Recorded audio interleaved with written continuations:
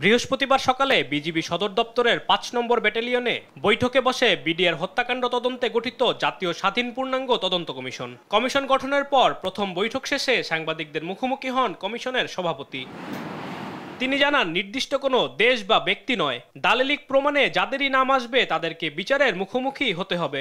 আমরা কোনো দেশকে আইডেন্টিফাই করতে চাই না, আমরা নিরপেক্ষভাবে নির্ভয়ভাবে আমরা অগ্রসর হতে চাই এবং সেটা করতে গিয়ে যারা দায়ী হবে দালিলিকভাবে সার্কামস্টেন্সিয়াল এভিডেন্সের কারণে এবং বিভিন্নভাবে মিডিয়াতে যেভাবে এসছে, তখন সেই বিষয়ে আমরা মতামত দেব।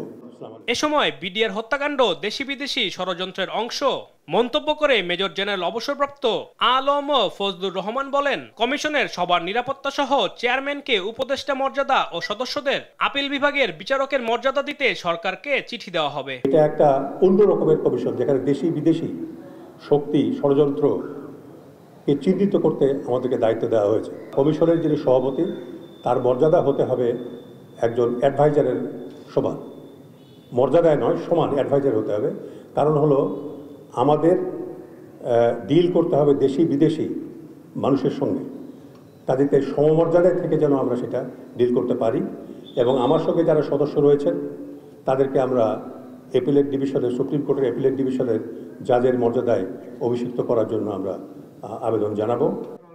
বিদেশি শক্তির উপস্থিতি খুঁজতে দুজন বিদেশি আইনজীবী নিয়োগের আবেদন করা হবে বলেও জানান কমিশন সভাপতি, যাদের মাঝে একজন সামরিক কর্মকর্তা হবেন বলেও জানান তিনি। যেহেতু বিদেশি শক্তিকে আমাদেরকে আইডেন্টিফাই করতে বলা হয়েছে, কাজে এই বিষয়টা আন্তর্জাতিক হয়ে গেছে।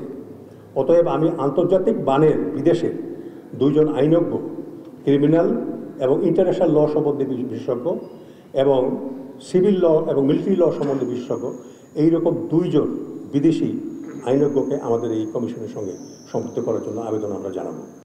এ সময় নিহত পরিবার ও বিচারের মুখোমুখি সবার কথা মাথায় রেখেই সুষ্ঠু তদন্ত করা হবে বলেও জানান তিনি। করেছেন আলিমুজ্জামান সাফওয়ান, দেশ টিভি, ঢাকা।